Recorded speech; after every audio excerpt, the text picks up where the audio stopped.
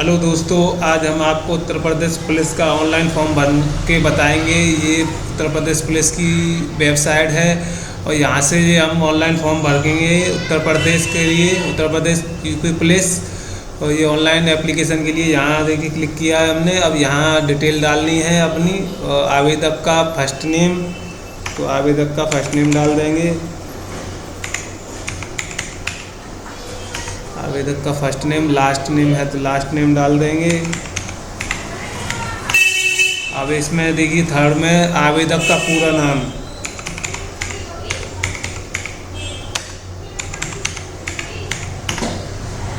यहाँ आवेदक का पूरा नाम डाल दिया। अब यहाँ जन्म तिथि, पहले उत्तर प्रदेश में 18 से 22 साल की उम्र मांग रहे थे, लेकिन अब नोटिफिकेशन के ज़रिए से वो 3 साल और बढ़ा दिए हैं। 18 से 25 साल तक के जितने भी कैंडिडेट हैं वो फॉर्म भर सकते हैं। इसके लिए यूपी पुलिस की वेबसाइट पर भी इन्होंने नोटिफिकेशन जारी कर दिया है 3 साल की छूट आयु सीमा बढ़ाने के लिए। ये यहाँ दिया हुआ है उत्तर प्रदेश पुलिस महिला के लिए सीधी प्रक्रिया के लिए विषय से संबंधित है। और ये यहाँ पर देखिए 3 वर्ष की छूट, ये जहाँ इन्होंने मेंशन कर रखा है 3 वर्ष की छूट के लिए। अधिकतम आयु अब 25 वर्ष हो गई है, तो अब यहाँ अब हम डेट ऑफ बर्थ डाल देंगे। और 25 वर्ष ओबीसी के लिए 5 साल की छूट है और एससी के लिए भी 5 साल की छूट है। तो अब जो 25 वर्ष और 5 साल 30 साल की उम्र तक के कैंडिडेट यहाँ यूपी पुलिस का फॉर्म भर सकते हैं। अब ये देखिए यहाँ हम डेट ऑफ बर्थ डाल देंगे।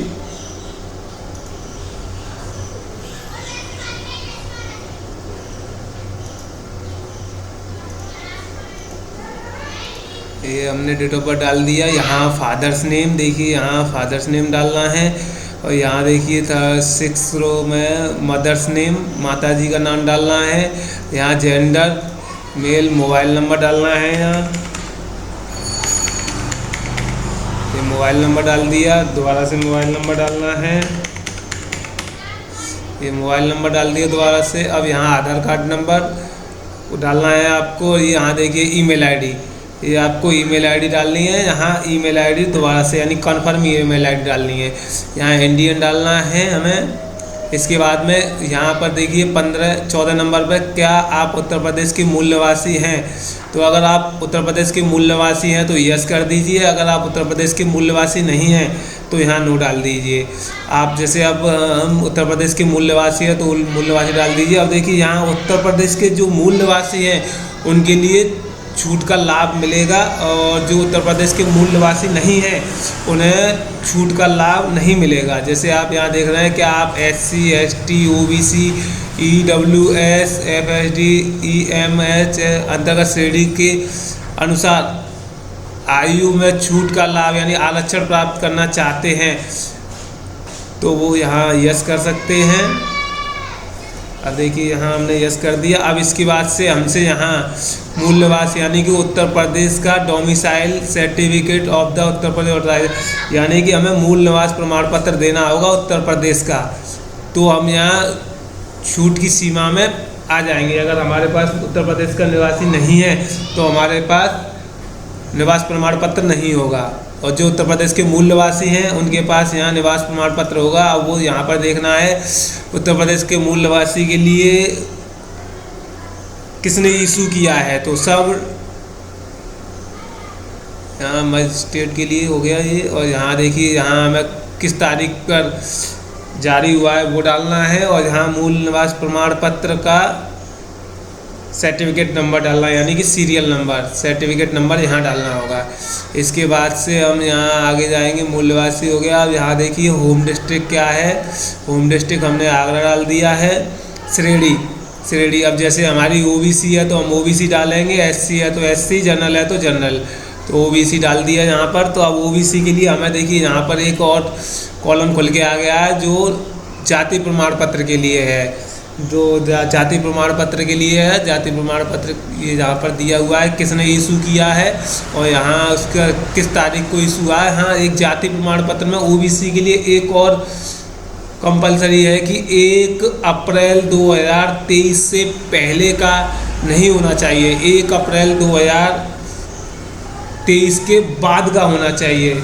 जैसे कि मान लीजिए 1 अप्रैल के बना हुआ है तो 1 अप्रैल से 2 अप्रैल 2023 से लेके और जो फॉर्म भरा जाएगा 16 जनवरी 2023 तक के लिए जो निवास प्रमाण पत्र होगा, सॉरी जाति प्रमाण पत्र होगा, वही वैलिड होगा।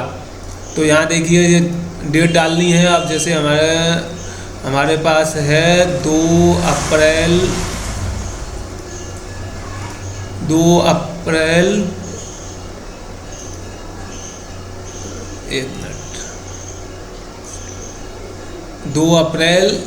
2023 का है। अब यहाँ हमें सर्टिफिकेट नंबर डालना है, यानी कि प्रमाण पत्र संख्या, यहाँ आवेदन संख्या, यानी कि उसी पे दिया हुआ था जाति प्रमाण पत्र के ऊपर ही दिया होगा आवेदन संख्या, उसके बाद होगा प्रमाण पत्र संख्या। ये दोनों हमें यहाँ मेंशन करनी है। इसके बाद यहाँ पर देखिए स्वतंत्रता सेनानी नहीं है, नो कर दीजिए। कि आप उत्तर प्रदेश के कर्मचारी के प्रमाण पत्र है तो आप यहाँ यस कर सकते हैं, नहीं है तो नो कर सकते हैं। क्या आपने होमगार्ड में न्यूनतम 3 वर्ष सेवा की है तो यस, अगर किसी ने की है तो वो हाँ कर सकता है, नहीं की है तो ना कर दीजिए। उसके बाद में क्या आप भूतपूर्व सैनिक है, अगर आप यहाँ भूतपूर्व सैनिक हैं तो यस कीजिए, अगर भूतपूर्व सैनिक नहीं है तो यहाँ नो कर दीजिए। इसके बाद में यहाँ क्वालिफिकेशन, ये बोर्ड मांगेगा किस बोर्ड से किया हुआ है, तो जैसे आपने यूपी बोर्ड से किया है तो यहाँ पर यूपी बोर्ड, अगर आपने सीबीएसई बोर्ड से किया है तो आप यहाँ सीबीएसई बोर्ड भी डाल सकते हैं, सीबीएसई बोर्ड डाल सकते हैं। आपने किस ये दिया हो उत्तीर्ण करने का महीना तथा वर्ष। अब जैसे हमने किया है मई में, मई 2018 में किया है तो हमने यहाँ मई 2018 डाल दिया। परिणाम की स्थिति हम पास हैं तो यहाँ पास। यहाँ हमें रोल नंबर डालना है, देखिए यहाँ इन्होंने मेंशन किया हुआ है, यहाँ रोल नंबर डालना है। और यहाँ प्रमाण पत्र यानी कि सर्टिफिकेट, मार्कशीट का सर्टिफिकेट नंबर चाहिए।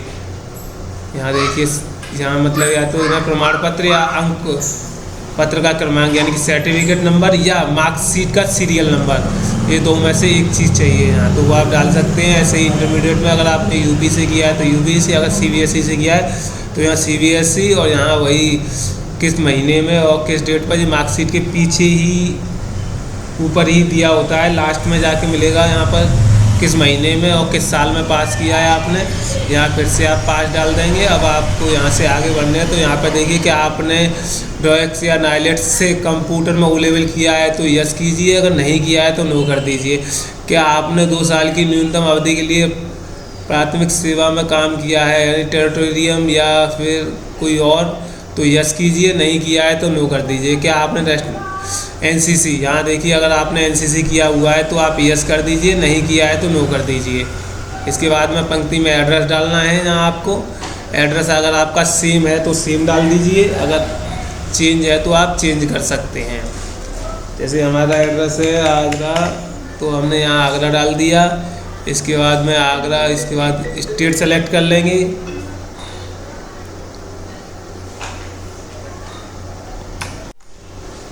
अब देखिए यहाँ पर एड्रेस डाल दिया, पिन कोड डाल दिया। अब यहाँ अगर हमारा यही एड्रेस सेम है तो हम यहाँ पर चेक कर देंगे और ये कंफर्म कर देंगे। इसके बाद यहाँ देखिए ये आपको प्रीव्यूज एंड सबमिट बटन पर क्लिक करना है। यहाँ से आपको फॉर्म कंप्लीट हो जाएगा। प्रीव्यू करना है, पहले प्रीव्यू करने के बाद चेक कर लीजिए कोई गलती तो नहीं है, अगर गलती है तो आप उसे सही करने के बाद सबमिट कर दीजिए। उसके होने के बाद यहाँ देखिए OTP एक्टिवेशन, यहाँ आपको OTP एक्टिवेशन करना है। यहाँ रजिस्ट्रेशन नंबर डालना है, देखिए पंजीकरण संख्या या रजिस्ट्रेशन नंबर, यहाँ डेट ऑफ बर्थ डालना है आपको। इसके बाद में आपके पास एक OTP आएगा। OTP आने के बाद OTP डालिए। OTP के बाद यहाँ कैप्चर फिल करने के बाद एक्टिवेट कर दीजिए। एक्टिवेट होने के बाद आपको फिर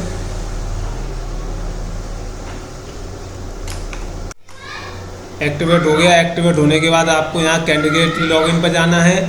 यहाँ अपना registration number, date of birth, password डालने के बाद में यहाँ से आपको लॉगिन हो जाएगा। ये अब यहाँ एक्टिवेट होने के बाद में अब यहाँ लॉगिन करना है हमें। लॉगिन करने के बाद यहाँ registration number, date of birth और ये हमें कैप्चर कोड डालना है। कैप्चर कोड डालने के बाद इसे लॉगिन करेंगे। लॉगिन करने के बाद यहाँ पर हमें फिर पेमेंट का ऑप्शन आ जाएगा, तो उसमें 400 रुपये की फ़ीस है। जो 400 रुपये की फ़ीस कटेगी उसका पेमेंट होना है। उसे पेमेंट हम UPI, क्रेडिट कार्ड या किसी के थ्रू भी कर सकते हैं। उसे पेमेंट करने के बाद फिर से हमें अगेन यहाँ डैशबोर्ड पे आ जाएंगे। डैशबोर्ड पे हमने अप्लाई कर लिया, OTP एक्टिवेशन कर ही लिया, लॉगिन करने के बाद फ़ीस जमा कर दिया। इसके बाद अब प्रिंट एप्लीकेशन, तो यहाँ प्रिंट एप्लीकेशन के लिए registration number, date of birth, capture डालने के बाद लॉगिन कर देंगे, तो यहाँ से हम एप्लीकेशन को प्रिंट कर सकते हैं। थैंक यू दोस्तों।